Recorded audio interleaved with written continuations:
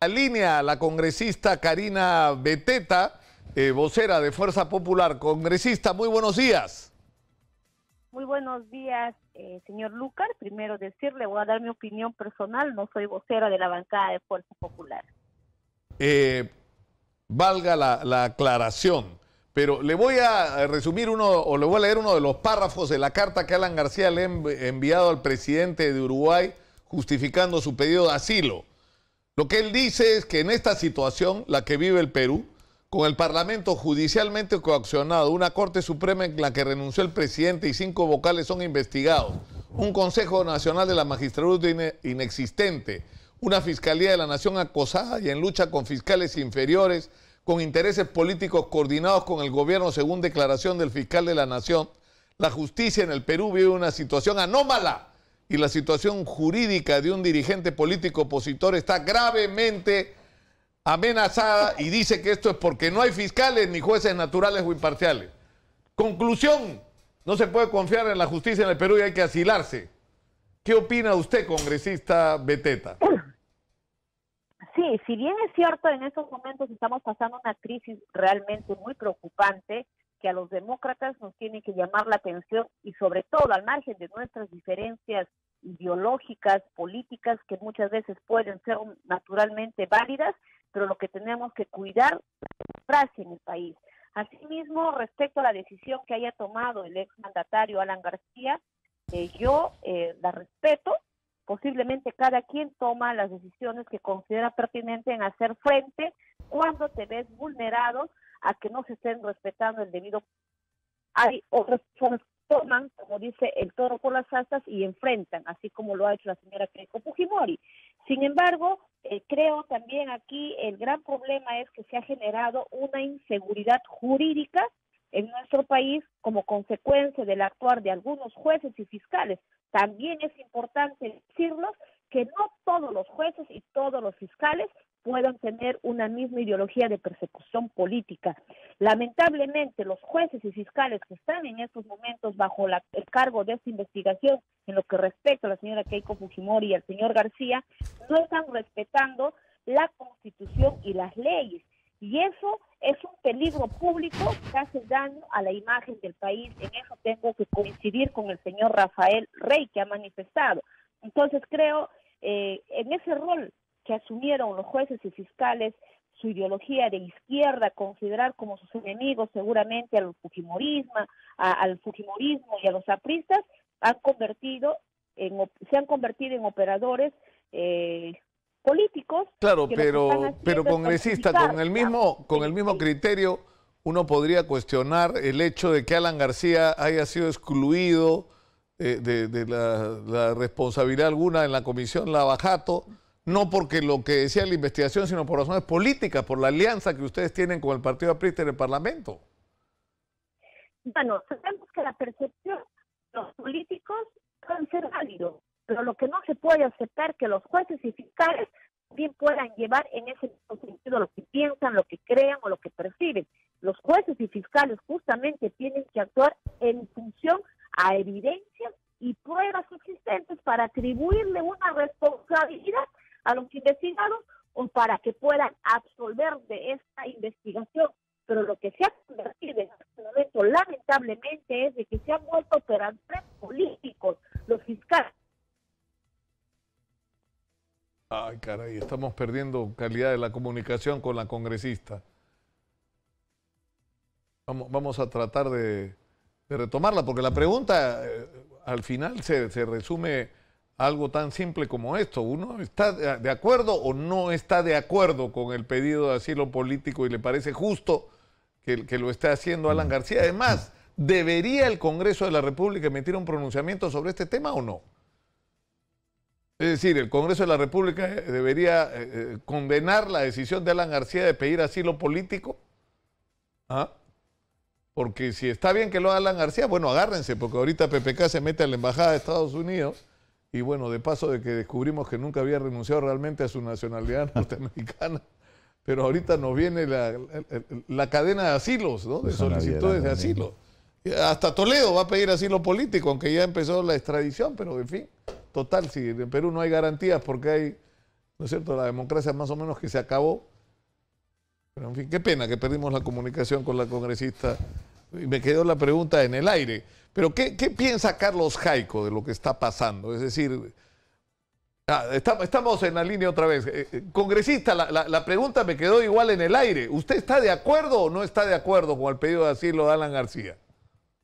Mira, más allá de que pueda estar de acuerdo o no, es una decisión personal que como demócrata puedo yo respetar. Posiblemente no esté de acuerdo con la forma y la actuación, sin embargo, tengo que respetar la decisión que haya tomado el exmandatario Alan García. Como yo decía, hay personas que toman la decisión de enfrentarle a esta persecución política, dando, digamos, actuando como lo que ha hecho. También hay otros que dicen, no, basta, yo no puedo permitir la persecución política y puedo actuar de acuerdo a lo que dice y más a la Constitución. Entonces son temas que las personas toman esas decisiones en su momento porque tienen su libertad. O sea, ¿está usted de acuerdo con Alan García? Vuelvo a señalar, más allá de que pueda estar o no de acuerdo, es una decisión personal que ha tomado el señor García ante la evidencia de que los jueces y fiscales que están a cargo de esa investigación han podido demostrar que sí, pero yo le pido, congresista, un sí o... Imagínese que usted, estoy haciendo mi referéndum particular acá sobre... Y la respuesta solo puede ser sí o no. ¿Está usted de acuerdo con el pedido de asilo de Alan García, sí o no? Es que lamentablemente no es necesario que una respuesta sí o no, porque después de esta actividad es importante dar tu punto de vista y desarrollarla en cuanto a tu concepto de la alguna respuesta. En ese sentido, vuelvo a señalar. Bueno, perdimos la comunicación. Pero doy a dar por un casi sí la respuesta de la congresista. Creo que era un casi sí. Es un casi sí. Carlos Jaico, como le dije, está en nuestros estudios. Bienvenido, Carlos, nuevamente.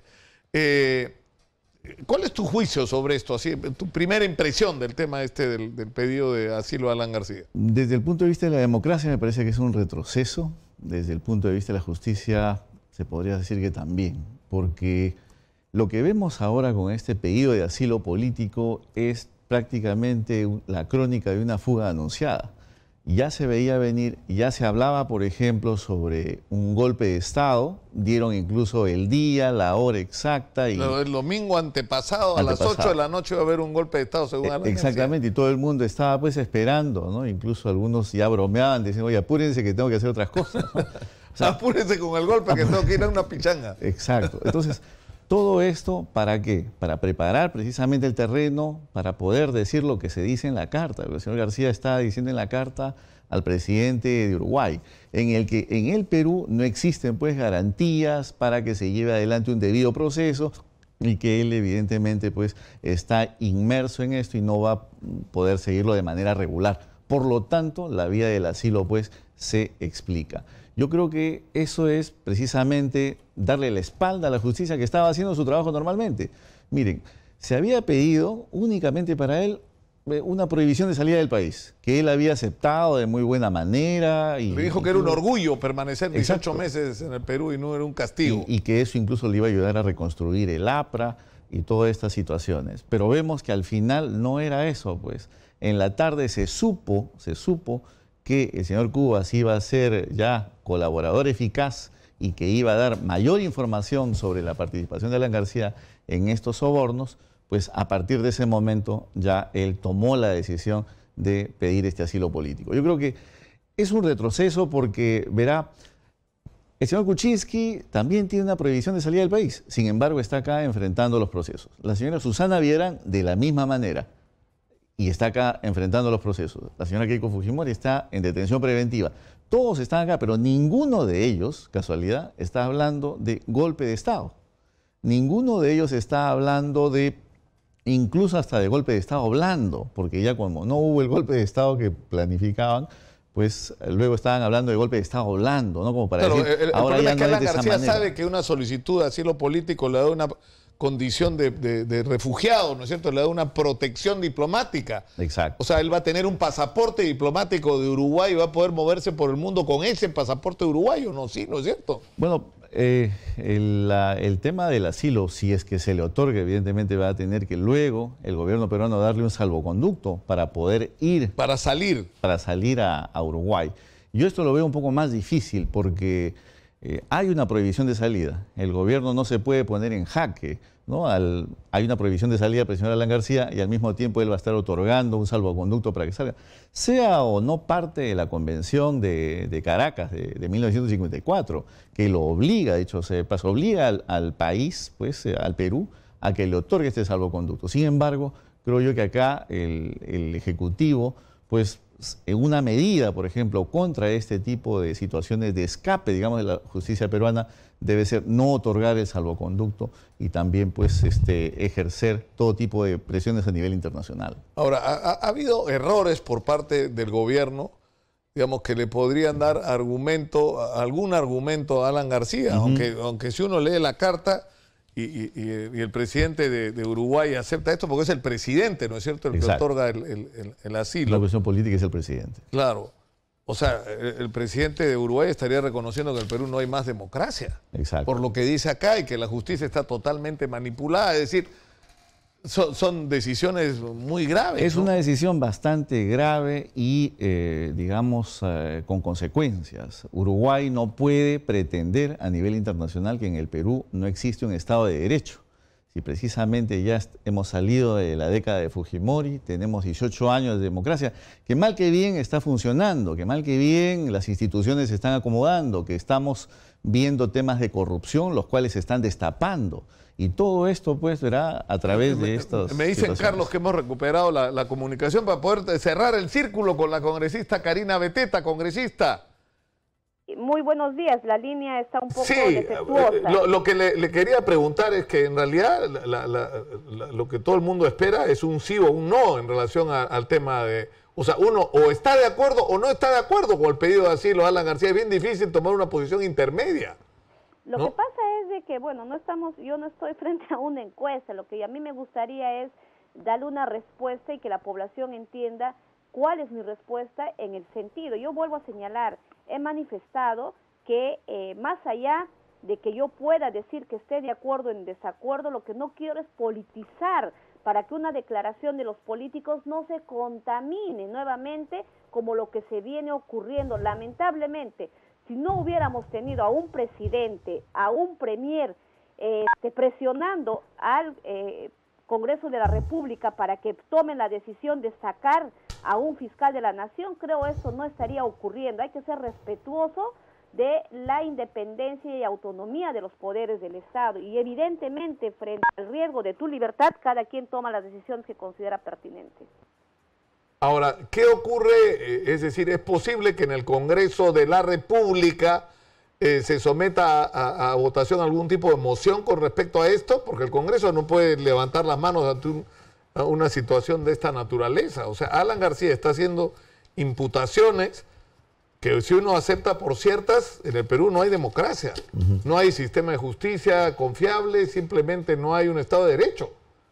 Por supuesto que sí, pero si bien es cierto, no tendría por qué tomarse este tema si Uruguay debe darle o no debe darle el asilo, pero no me extrañaría que alguna bancada podría presentar una moción para que el Congreso se pueda pronunciar. Y realmente, si yo doy un adelanto de si estar de acuerdo o en desacuerdo, puedo invalidar mi posición en ese momento. Por ello, yo voy a ser respetuosa de las decisiones que tiene que tomar la persona agraviada, como también lo que le corresponde al Estado peruano. Pero sí quiero dejar en claro, lamentablemente, como vuelvo a señalar, cuando el mismo fiscal Domingo Pérez, en su alusión de poder mencionar el impedimento de salida al señor García, dice, ahora sí vamos a investigar al señor García. Entonces, lo que nos quiere decir que bajo la dirección del ex fiscal de la Nación, Pablo Sánchez, y Hamilton Castro, ¿no se hizo una buena investigación? Bueno, es más o menos obvio en casi todos los casos, ¿no? En casi todos los casos, lamentablemente. Entonces, es la constatación de una realidad. La investigación del caso Lava Jato O sea, digamos, voy a usar el adjetivo más amable, ha sido lenta, digamos, ¿no? Y usted recordará Y estoy siendo que nosotros, gentil. Usted recordará que nosotros denunciamos la inacción bajo la dirección del ex fiscal de la Nación, Pablo Sánchez, que las tortugas se le pasaban, y una muestra de ello es que pese que habían dicho más de 3 millones que le han entregado a la señora Susana Villarán por la no revocatoria, y lamentablemente la señora Villarán, que ¿cómo está defendiéndose? ¿En libertad o en prisión? Por ejemplo, la señora Verónica Mendoza, a diferencia de la secretaria de la señora Keiko Fujimori, que está con peligro de ir a 36 meses de prisión preventiva a una cárcel, y la señora Verónica Mendoza, que ayudó y recibió conjuntamente con la señora Nadine el dinero que dicen haberles entregado las empresas Odebrecht y también Venezuela, porque ella era la secretaria, ni siquiera ha sido citada o conminada a ir a pasar la pericia grafotécnica. Entonces estamos frente a una justicia selectiva. A los que claro, no pero son de partido político sobre eso ha hablado claramente el fiscal Rafael Vela. Ha dicho que los procesos están increíblemente atrasados y que montones de diligencias no se han hecho, pero ha dado una explicación adicional de que se han presentado tantas recusaciones y tantos pedidos, ¿no es cierto?, complementarios, o se han producido tantas ausencias, que diligencias que debieron ocurrir hace 5 meses recién van a ocurrir ahora, por la presión que está ejerciendo ahora sí el Ministerio Público.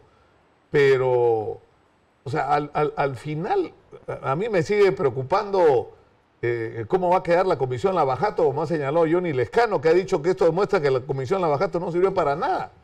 O sea, se acaba de descubrir que Alan García, y no estoy diciendo que esto lo convierta, digamos, en culpable, pero se ha descubierto que recibió 100.000 soles por una conferencia de dinero de la Caja 2, que es el dinero para pagar coimas de Odebrecht, ¿no es cierto? Pero además está a punto de producirse lo que durante 18 meses o 14 meses estuvo tratando de bloquearse, que fue la colaboración del señor Jorge Cuba, que según aparentemente Alan García debe saber lo que sabe Cuba, por eso que está tan asustado por eso. Pero ustedes dijeron que no tenía responsabilidad. Mira, yo lamento las expresiones del congresista Lescano, y seguramente él tendrá que probar si este dinero que le pagaron por dictar una conferencia internacional provenía de la Caja 2. Lo que no sea, nosotros en la Comisión Lavallato no tenemos acceso a esa documentación que dice el señor Lescano. Lamentablemente nosotros hemos denunciado de manera reiterada que el Ministerio Público nunca nos ha facilitado ninguna información de los trabajos que venían realizando ellos en Brasil. Jamás nos han dado ningún documento, ni siquiera oficios, y muestra de ello, ni siquiera nos han hecho de conocimiento el acuerdo que tuvieron el Ministerio Público con las empresas Odebrecht. Ahora, si el señor Lescano puede ratificar y puede verificar y dar fe que ese dinero que le pagaron de una conferencia internacional proviene de la Caja 2, bueno, él tendrá que ser un testigo en todo caso en esta investigación. Yo no voy a ser irresponsable por querer subir un punto más a favor seguramente de su actuación como político. No puedo ser irresponsable y libremente lanzar montos o lanzar imputaciones que no me corresponden, y eso le corresponde al Ministerio Público. Ahora bien, entonces también podríamos decir, con la misma tesis del congresista Lescano, que el dinero que le entregaron a IPIS también provenía de la Caja 2. Habría que investigar eso, ¿no? ¿Cuál es el origen de ese dinero? Y si es de la Caja 2, tendrían los receptores que recibir el mismo trato que todos los demás. Y lo mismo va a valer para RPP, que ha declarado públicamente uno de sus ejecutivos que recibieron 210.000 en efectivo el señor Klimper. Klimper dice que es mentira, ¿no? Pero ellos han reconocido que entraron 210.000 dólares en efectivo. Y si la plata era de la Caja 2, como aparentemente ha sido el $1.000.000, ¿no? Como lo prueba toda la investigación que se ha hecho hasta ahora. Tendrán que probar en las investigaciones. Lo que nosotros hemos visto en este momento sería bueno pues que haya una presión bajo las leyes, bajo la Constitución, respetando el debido proceso y la presunción de inocencia. Lamentablemente, el fiscal Domingo Pérez ha contaminado toda investigación porque él lo ha politizado, se ha convertido en un operador de la izquierda. Lo que la izquierda no puede hacer como político, han encontrado su brazo derecho, en este caso, en el señor Domingo Pérez, y como consecuencia de ello se pone en peligro la administración de justicia, y este es un mal precedente, le da usted la razón a Alan García, entonces, pero ningún investigado seguramente va a querer someterse a una investigación sabiendo que luego vas a tener una emboscada. Tú vas a declarar, inmediatamente te apresan, como lo que ha ocurrido en el caso de la señora Keiko Fujimori. Yo me ratifico, en el caso de la señora Keiko Fujimori hay una persecución política. No podemos ser ingenuos y tenemos que decirle con sus nombres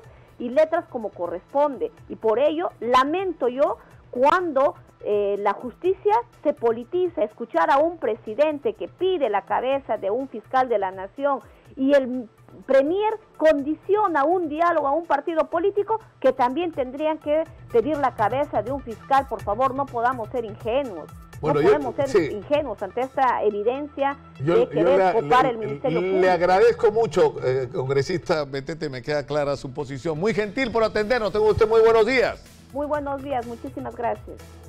Bueno, me temo por la declaración de la congresista Beteta que la posición de la bancada fujimorista y de Fuerza Popular va a ser justificar la actitud de Alan García. Y eso nos lleva a una situación sumamente complicada. Pero en fin, estamos con Carlos Jaico, con él vamos a volver tras la pausa para hablar de cómo funciona este procedimiento del asilo, si realmente... Sorprendente, ¿no? La posición de Gregorio Santos, pero sí, realmente estamos en esa posición, o sea, estamos en ese punto de que alguien, como en este caso Alan García, puede ir solicitar a Uruguay resultarle razonable lo que está planteando. No, porque no hay las condiciones. No hay las condiciones en el Perú como para decir que existe un sistema el cual está únicamente dirigido, por ejemplo, por el Ejecutivo, o que se están manipulando aquí los poderes. De ninguna manera. Vemos que el poder legislativo es un poder libre, que hace prácticamente lo que quiere, y el Poder Judicial también está trabajando. De que hay cuestionamientos sobre el señor Chávarri, bueno, son, digamos, ligados a estos audios de los audios de la vergüenza, pero nada más. Sigue haciendo la Fiscalía y el Ministerio Público su trabajo. Acá no hay ningún tipo de obstrucción. Entonces, a partir de ahí, si vemos que los tres poderes están trabajando de manera independiente, no puede haber entonces aquí ningún riesgo de Estado de Derecho quebrado, ¿no? Eso es innegable. Ahora, los argumentos supuestamente para otorgar el asilo, ¿no es cierto?, establece no solo las condiciones que hay que cumplir, sino las limitaciones. Entonces dice, por ejemplo, ¿no es cierto?, esta convención que fue en Caracas, que se suscribió. En Caracas, de 1954. Dice, no es lícito conceder asilo a personas que al tiempo de solicitarlo se encuentren inculpadas o procesadas en forma ante tribunales ordinarios competentes y por delitos comunes, o estén condenadas por tales delitos y por dichos tribunales, sin haber cumplido las penas respectivas, ni a los desertores de fuerzas de tierra, mar y aire, salvo que los hechos que motivan la solicitud de asilo, cualquiera que sea, revistan claramente carácter político. ¿Ah? Exactamente. Aquí hay una precisión que hay que hacer con respecto a esta convención. Se habla de inculpado o procesado, y muchos dicen, pues, Alan García es investigado solamente, entonces esta convención, pues, en cierta manera se le aplicaría. Ahora, el tema acá es que la convención habla de inculpado o procesado de una manera amplia. Hay que interpretar este artículo 3 de una manera amplia, porque no se puede ser tan preciso en una convención, ya que cada ordenamiento jurídico de cada país pues es diferente. Claro, incluso las definiciones para qué significa ser procesado o inculpado son distintas. A lo que se refiere la convención es que la persona está inmersa en un proceso penal pendiente.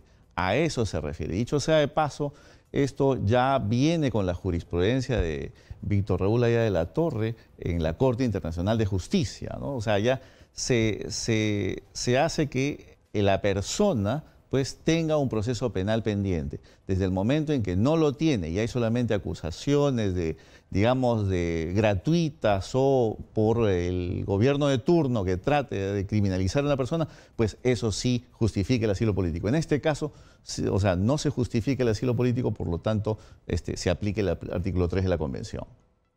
O sea, eso es lo que tú crees, Carlos, sí, porque... Es decir, lo que tendría que argumentar el gobierno peruano es que, a ver, un momentito, el señor tiene proceso pendiente. Tiene procesos pendientes. ¿No es cierto? Tiene una investigación abierta por el caso de Lavajato. El riesgo procesal está probado porque ha pedido tiene un impedimento de salida del país que él mismo aceptó como válido Y acá está su declaración y el hecho de que su abogado ni siquiera lo haya apelado. Y por lo tanto, en estas circunstancias no procede.